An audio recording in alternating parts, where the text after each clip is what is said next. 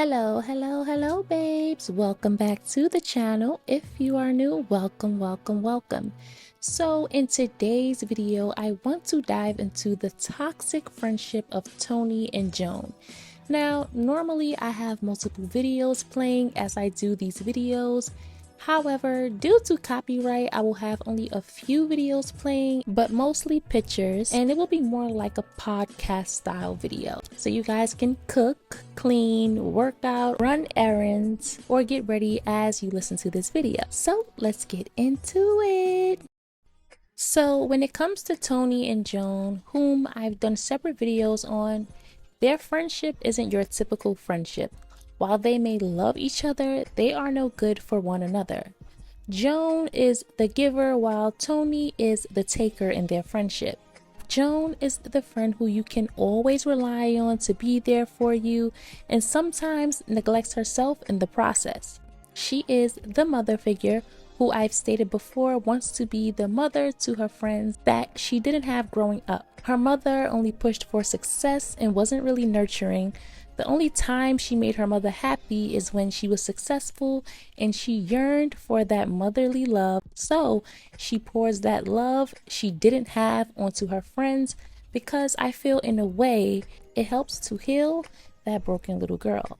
Toni also had a mother who neglected her daughter. Toni was always helping to take care of her mother who had a drinking problem and didn't pour into Toni. So in turn, when Toni got of age, it made her selfish and want to be all about self because she felt like she didn't get that from her mother, which is how her and Joan bond. Joan wants to play the mother, and Toni found that in Joan. Anytime she had an issue, she ran to Joan to help her, be it relationship, financial, or any sort of troubles. Joan was the one that she would go to. And Joan, because she wasn't the popular girl, latched on to Toni, who made her feel welcomed and a part of the popular crowd. The problem with a friendship like Toni and Joan is that they never worked on the problems that stemmed from their childhood and met each other though young while they were both broken and bonded over that brokenness, which is always a recipe for disaster.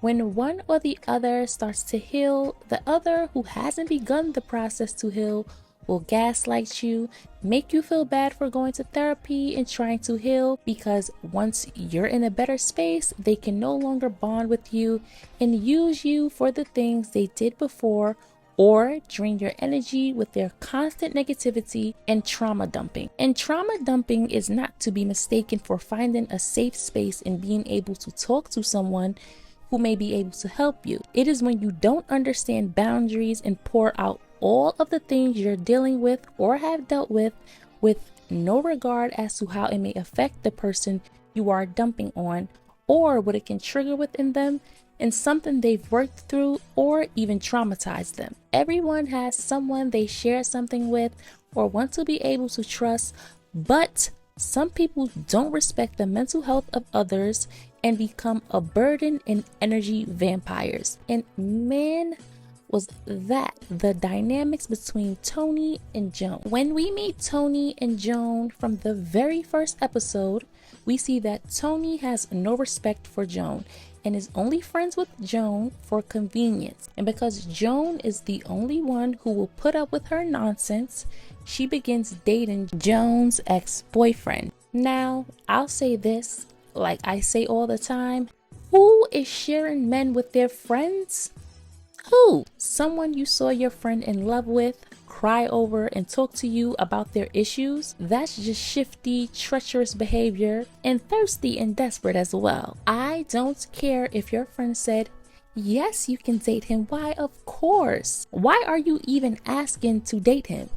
So Joan, who is afraid of confrontation, who is always given more in their friendship than Toni, brushes it off as if it's no big deal, which can also result and passive-aggressive behavior because she doesn't know how to deal with confrontation when it comes to Toni. So even though it hurts Joan's feelings, she says she can date her ex because, much like her issues with her mother, she always places the feelings of others above hers to appease them. Though Toni dumps him and apologizes to Joan, her behavior doesn't change when it comes to her selfishness. Joan is also partly to blame for how Toni treats her because she didn't set any boundaries, and Toni knows she can run over Joan, and Joan will chuck it up to, that's just Toni being Toni. Do I think they loved each other? Yes, as I stated before, but you can love someone and not be good for them. I also think some people hold on to friendships sometimes because of the same reasons they hold on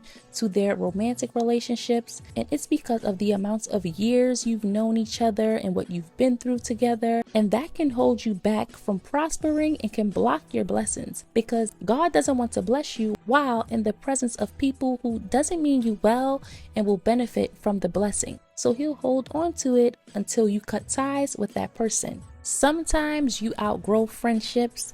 Yes, you've been friends for years, but that doesn't mean you have to remain friends with that person, especially when they're not willing to change and sometimes pretend they'll change just to keep you around and go right back to their same behavior. When Toni attempted to sleep with Sean, I feel like that should have been the end of their friendship. To try and hurt your friend like that is something I wouldn't be able to forgive, especially when you decided to carry on 2 relationships and your friend accidentally has a slip up and you try to do something so low down is toxic, untrustworthy, trash behavior. And Toni needed her behind whooped for that. But Joan, with no boundaries, allows Toni to get away with her behavior because she was quote unquote hurt. That isn't being hurt. That's being cruel and vengeful. And then when Joan decides to go to therapy for her toxic relationship she has with Toni, Toni gaslights her, shows up to her therapy sessions, and after Toni tells her boss about her personal relationship and she decides to finally cut Toni off, she has people telling her she's being too harsh and needs to forgive her. The same friends who told her that she needed to cut Toni off. And it's because she finally begun saying no and drawing boundaries, and that meant they could no longer get away with using her. The only one who genuinely cared about Joan and accepted her for who she was and didn't use her was William. Yes, he had his issues, but he genuinely loved and cared about Joan. Now, the difference between Toni and Joan is that Toni would never allow Joan to do the things she did to Joan.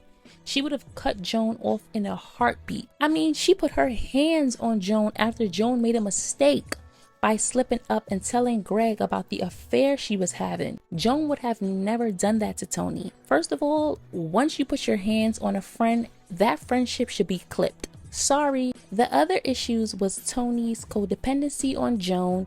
Anytime she had an issue within her marriage to Todd, she came running to Joan instead of the man she exchanged vows with.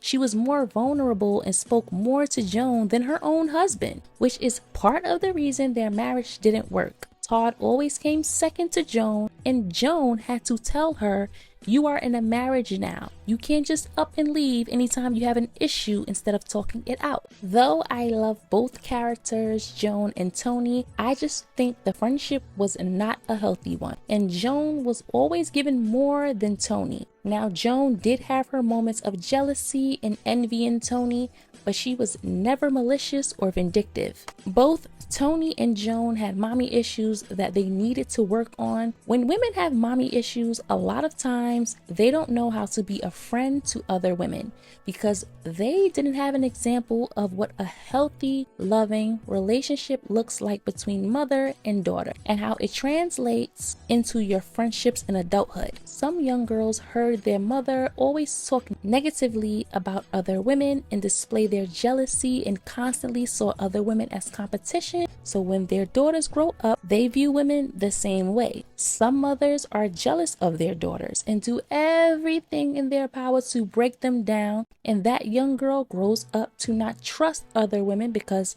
she couldn't trust the woman who birthed and raised her. So mommy issues are an issue much like daddy issues, and it's not talked about as often as daddy issues. Both Toni and Joan had those issues that needed to be worked out, and not just get therapy, but actively work on those issues after therapy, because you also have to do the work outside of that and ensure you are working on yourself constantly. Both women had childhood issues that caused problems in their adult lives because they tried to suppress it, but it showed up in other ways. Joan wanted to be the caring, supportive mother she didn't have, while Toni wanted a do-over of her childhood and to not have to be responsible for taking care of others and for things to be about her and only her, because she felt neglected by her mother, who she always had to take care of. Their friendship is a reminder of how people will only treat you the way you allow them to. And if someone really loves you,